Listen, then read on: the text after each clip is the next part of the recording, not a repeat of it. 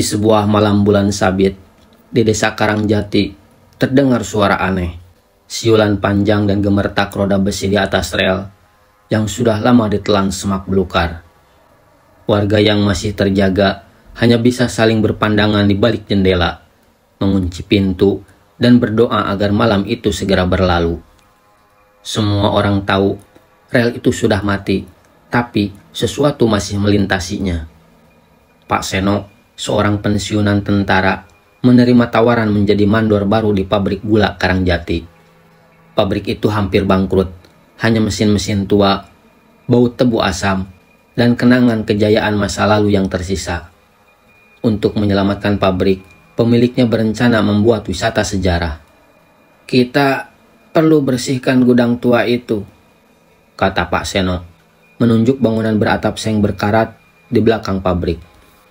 Di dalam gudang itu tersembunyi lokomotif nomor 7, kereta lori pengangkut tebu yang terakhir beroperasi sebelum pabrik mengalami tragedi. Bersama 3 pekerja muda, Arman, Yadi, dan Bowo, Pak Seno mulai membuka pintu gudang. Bau besi berkarat bercampur aroma manis basi langsung menyeruak keluar. Saat senter mereka menyorot bagian dalam, lokomotif tua itu tampak seperti raksasa tidur, hitam legam, roda-rodanya setengah tenggelam dalam tanah, dan logo kolonial Belanda yang hampir hilang termakan karat. "Jangan disentuh sembarangan," bisik Arman, matanya penuh rasa tak nyaman. Pak Seno menertawakannya. "Besi tua aja kok takut." Mereka mulai membersihkan, tapi sejak malam itu keanehan terjadi. Malam pertama setelah pembersihan, Yadi menginap di pabrik karena lembur. Saat ia berjalan melewati rel tua di belakang gudang, terdengar peluit panjang, sangat jelas. Yadi berpikir ada orang iseng, tapi saat menoleh, ia melihat kereta nomor 7 yang seharusnya mati bergerak pelan di atas rel berkarat. Masinisnya bukan manusia, sosok hitam, wajahnya kosong, mengenakan seragam penuh arang. Asap tipis mengepul dari tubuhnya. Yadi lari ke pos satpam, tapi ia tak pernah sampai. Pagi harinya, satpam menemukan topi Yadi tergeletak di tengah rel, basah oleh embun dan darah kering. Setelah Yadi hilang, suasana pabrik berubah muram. Pekerja satu persatu mengundurkan diri. Ada yang mengaku mendengar suara langkah berat di atas rel tengah malam. Ada pula yang melihat bayangan kereta melintas di antara kebun tebu, diiringi suara tangisan lemah. Pak Seno keras kepala, tetap lanjut bekerja. Arman dan Bowo yang masih bertahan sering bermimpi buruk. Mereka melihat diri mereka sendiri naik ke atas gerbong kereta. Tangan mereka terikat, mata mereka kosong. "Ada yang memanggil kita dari rel, Pak," kata Arman ketakutan. "Kalau malam, saya dengar suara anak kecil ketawa-ketawa di sekitar lokomotif." Pak Seno marah. Ia tidak percaya tahayul. Malam itu, ia menantang penunggu itu, berdiri di tengah rel sambil meneriakkan makian. Tiba-tiba udara menjadi sangat dingin. Kabut turun cepat, begitu tebal hingga pandangan hanya beberapa meter. Dan dari jauh, suara peluit terdengar lagi, panjang menyayat. Kereta nomor 7 datang, meluncur perlahan dari balik kabut. Rodanya berdecit, tetapi tidak menyentuh tanah. Pak Seno terpaku. Di dalam gerbong terbuka, ia melihat sosok-sosok korban. Yadi, para pekerja lama, bahkan anak-anak kecil berpakaian compang-camping. Mereka semua melambai pelan memanggilnya. Sebelum sadar, Bowo menarik Pak Seno, menyelamatkannya dari diangkut ke dunia lain. Mereka memanggil seorang dukun tua, Mbah Rono, untuk mencari tahu apa yang sebenarnya terjadi. Mbah Rono bercerita, "Dulu, pada masa penjajahan, lokomotif nomor 7 digunakan untuk lebih dari sekedar mengangkut tebu. Terkadang, tawaran pribumi yang dianggap memberontak disembunyikan di gerbongnya. Mereka dikurung hidup-hidup di dalam gerbong logam panas tanpa air, dibiarkan mati kehausan dan kepanasan. Arwah mereka terjebak dalam rel dan kereta itu, mengutuk siapa saja yang mencoba menghidupkan kembali. Rel itu sekarang rel kematian, kata Mbah Rono. Siapapun yang mendekat akan diangkut, tidak pernah kembali. Malam purnama, Pak Seno, Arman, dan Bowo melakukan ritual terakhir. Mereka membakar dupa dan menabur garam di sepanjang rel untuk memutus jalur kematian. Tapi lokomotif nomor 7 tidak membiarkan mereka begitu saja. Kabut turun lagi, peluit meraung. Kereta itu muncul, lebih cepat, lebih buas. Api neraka seolah berkobar di dalam gerbongnya. Suara jeritan para arwah memenuhi udara. Arman ketakutan, terjatuh di atas rel. Sebelum kereta menyambar, Pak Seno mendorongnya ke pinggir, tetapi dirinya sendiri tidak sempat menghindar. Kereta menghantam Pak Seno, namun anehnya tidak ada darah, hanya suara gemertak dan hilang. Saat kabut menghilang, hanya ada keheningan. Pak Seno tak pernah ditemukan lagi, tapi rel yang dulu mati kini benar-benar retak dan hancur. Lokomotif nomor 7 entah bagaimana hilang tanpa jejak. Pabrik gula Karangjati akhirnya ditutup total. Rel tua di sekitar desa dibiarkan tertutup rumput liar. Tapi pada malam-malam tertentu, warga desa masih mendengar suara peluit panjang dan gemertak roda besi, seolah-olah lokomotif nomor 7 masih berkeliling mencari penumpang baru. Dan setiap tahun selalu ada satu orang yang hilang tanpa jejak di sepanjang jalur rel mati. Sejak malam saat Pak Seno menghilang, suasana pabrik gula Karangjati berubah total. Bowo dan Arman, dua saksi terakhir, berhenti bekerja. Mereka mengunci diri di rumah, menghindari jalur rel mati. Tapi mimpi buruk terus menghantui. Setiap malam, Arman bermimpi duduk di dalam gerbong tua, diapit oleh sosok-sosok hitam tanpa wajah. Mereka tidak berbicara, hanya memandangnya, seolah menunggu-nunggu ia menyerah. Di luar mimpinya, gangguan mulai nyata. Arman kerap mendengar suara peluit panjang dari belakang rumahnya. Padahal rumah itu jauh dari pabrik. Sementara Bowo yang berusaha lebih keras mengabaikan semua, mulai melihat bekas roda melintasi halaman rumahnya setiap pagi. Jejak dua garis paralel membekas di tanah basah. Dia masih mencari penumpang baru, kata Mbah Rono suatu sore, saat Arman memberanikan diri datang lagi padanya. Mbah Rono menatap kosong ke arah rel yang membelah desa. Suaranya rendah seperti bisikan. Kereta itu tidak pernah berhenti sebelum semua saksi ikut naik. Arman mulai ketakutan. Ia sadar ia dan Bowo masih dalam daftar penjemputan. Di tengah keputusasaan, Arman memutuskan satu hal: membakar lokomotif nomor 7. Yaitu membakar lokomotif nomor 7. Menurut petunjuk Mbah Rono, hanya api suci, api dari 7 batang kemenyan hutan yang dibakar bersamaan, yang bisa menghancurkan wujud kutukan itu. Mereka menyusun rencana. Malam bulan baru berikutnya, mereka akan kembali ke pabrik, membakar sisa lokomotif itu, dan menaburkan tanah dari 7 kuburan tua di atas rel. Itu taruhan terakhir mereka untuk bebas. Kita harus akhiri ini sebelum kereta itu datang langsung ke rumah kita, kata Arman, suaranya bergetar. Malam bulan baru tiba. Langit gelap tanpa bintang, kabut mulai turun tipis-tipis. Bermodalkan senter, kemenyan, dan sekantung tanah kuburan, Arman dan Bowo menyusuri jalur rel mati menuju gudang pabrik. Setiap langkah terasa berat, udara di sekitarnya seperti hidup, mengalirkan bisikan samar. Naiklah, naiklah, semua penumpang harus naik. Sesampainya di gudang, mereka menemukan lokomotif nomor 7 dalam kondisi lebih aneh. Kini lokomotif itu tampak lebih utuh, lebih baru, seolah perlahan hidup kembali. Lampu depannya yang dulu pecah dan mati, kini menyala redup, berpendar merah seperti mata makhluk lapar. Cepat, teriak Arman, menyalakan api dari kemenyan dan mulai mengelilingi lokomotif dengan tanah kuburan. Tapi Sebelum lingkaran selesai, suara peluit meraung keras, dan tanah pun berguncang. Dari dalam lokomotif, sosok-sosok hitam mulai bermunculan. Pekerja lama, anak-anak kecil, bahkan Pak Seno, wajahnya kini penuh luka bakar mengerikan.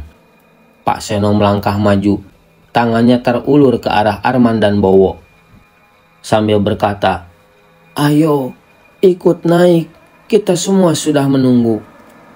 Peluit panjang kembali meraung, memekakkan telinga. Udara malam menggetar.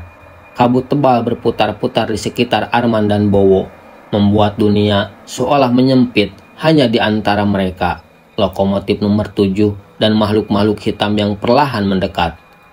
Pak Seno dengan wajah hangus dan mata kosong melangkah paling depan, tangan kirinya terjulur ke arah mereka. "Ayo, ikut naik, sudah waktunya." Arman menggigil, hampir jatuh berlutut. Bowo dengan sisa keberanian yang ada menghamburkan tanah kuburan ke arah sosok-sosok itu. Beberapa makhluk hitam meraung keras. Tubuh mereka tampak melelah di bawah taburan tanah suci, tapi lebih banyak lagi yang terus mendekat. Arman tersadar hanya api yang bisa menghabisi kutukan itu. Ia mengangkat buntalan 7 batang kemenyan, menyulutnya dengan korek yang gemetar di tangannya. Asap putih pekat mengapul keras. Suara siulan kereta makin keras, seolah lokomotif nomor 7 marah. Bowo mulai menuang minyak tanah di sekitar badan lokomotif. Tangan bergetar, air mata menetes tanpa sadar. "Cepat, Man!" teriak Bowo. Arman dengan sekuat tenaga melemparkan buntalan kemenyan menyala ke bawah roda lokomotif. Dalam sekejap, api menyembur ke atas, membungkus lokomotif nomor 7 dengan nyala merah menyilaukan. Pak Seno, atau apapun yang tinggal dari dirinya, berusaha menerobos api, menjerit dengan suara parau. "Kau tidak bisa lari, kau sudah dijadwalkan." Arman menahan napas, memejamkan mata, lalu menyeret Bowo untuk mundur perlahan, menjauhi api yang semakin menggila. Lokomotif nomor 7 berusaha bergerak, rodanya berputar di tempat, melontarkan bara api ke segala arah. Suaranya seperti jeritan besi yang kesakitan. Akhirnya, saat kobaran mencapai puncaknya, terdengar ledakan besar.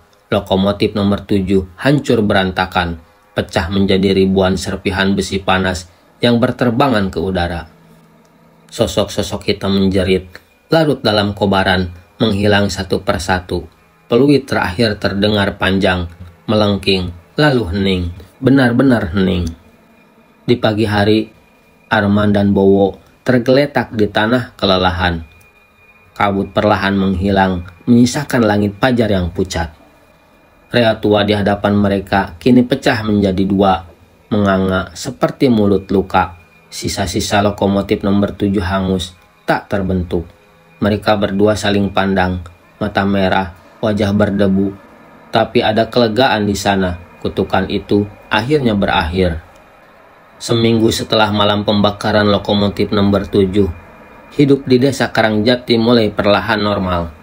Tidak ada lagi peluit malam, tidak ada lagi jejak roda besi, dan tidak ada suara langkah berat di atas rea tua. Arman dan Bowo bahkan mulai berani keluar rumah. Mereka pergi ke balai desa, membantu memperbaiki jalan, berbaur kembali dengan warga yang lain. Tapi jauh di dalam hati, ada rasa ganjil yang tak bisa hilang, seperti ada sesuatu yang belum selesai. Suatu sore, saat Arman pulang ke rumah, ia menemukan sesuatu terselip di pintu depan, sebuah amplop lusuh tanpa nama pengirim. Dengan tangan gemetar, ia membuka amplop itu. Di dalamnya hanya ada secari kertas tua, berbau debu dan asap, bertuliskan, "Tiket untuk perjalanan berikutnya, Arman dan Bowo, keberangkatan segera." Arman membeku, matanya langsung menatap keluar ke arah rea tua yang melintasi belakang rumahnya. Dan di sana berdiri Pak Seno, bukan Pak Seno yang manusia, melainkan bayangan hitam dengan seragam penuh arang, berdiri kaku, tangan mengacungkan peluit ke arah Arman. "Ting!" Peluit panjang terdengar meski tidak ada kereta. Arman segera berlari ke rumah Bowo menunjukkan suara itu. Wajah Bowo memucat. "Kita sudah bakar keretanya, kita sudah hancurkan jalannya," Bowo bergumam seolah meyakinkan dirinya sendiri. Tapi kenyataannya tidak sesederhana itu. Mbah Rono yang mereka temui dengan tergesa-gesa menjelaskan, "Kalian mungkin sudah membakar wujud lokomotif nomor 7. Tapi jadwal penumpang sudah ditulis jauh sebelum kalian melawan. Kalau sudah ada namamu di tiket, meski kereta tak ada, penjemputan tetap berjalan." Arman dan Bowo hanya bisa terdiam, napas mereka berat. "Apakah masih ada cara membatalkannya?" tanya Arman. Mbah Rono terdiam lama sebelum akhirnya menggeleng pelan sambil berkata, "Yang dijadwalkan harus berangkat." Malam itu mereka memilih bertahan di rumah masing-masing dengan lilin dan doa. Tapi saat jarum jam menunjukkan pukul 3 dini hari, gempa kecil mengguncang tanah. Bunyi gemertak roda besi terdengar, bukan dari jalur rel mati, tapi dari udara, dari dalam tanah, dari langit. Arman membuka mata dan melihat sesuatu yang membuat darahnya membeku. Gerbong kereta hitam menggantung di udara, melayang di luar jendela rumahnya, menganga seolah menanti. Di dalamnya, sosok-sosok lama memanggilnya lagi. Pekerja tua, anak-anak kecil, bahkan bayangan Pak Seno. "Tiketmu sudah kami periksa. Saatnya naik, Arman," kata Pak Seno. Tiba-tiba tubuh Arman terasa berat. Kakinya bergerak sendiri, menyeretnya menuju jendela. Di kejauhan, Bowo berteriak dengan suara histeris yang memenuhi malam. Mereka berdua perlahan diserap ke dalam gerbong hitam itu. Mata mereka kosong, jiwa mereka tercerabut. Pagi itu, warga desa menemukan rumah Arman dan Bowo kosong.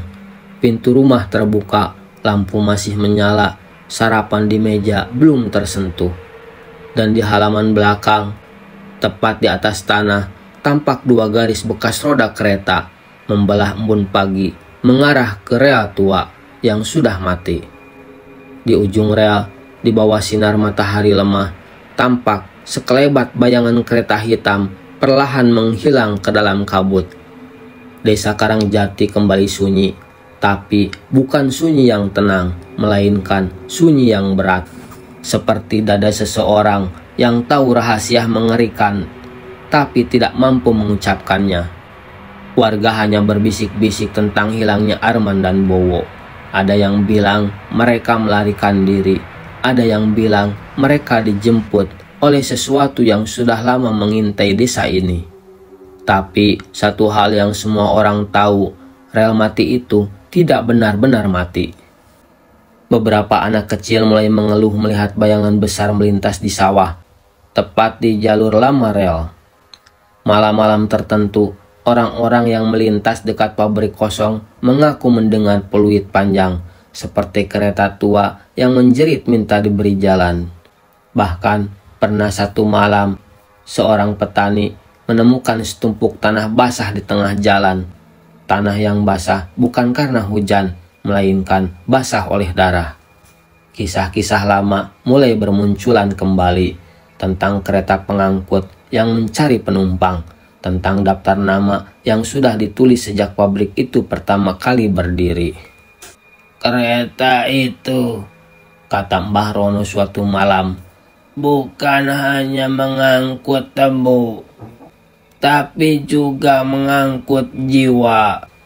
Pada malam Jumat Kliwon berikutnya, seorang penjaga malam pabrik tua, Pak Darmo, mendapati daftar baru tertempel di pintu gudang.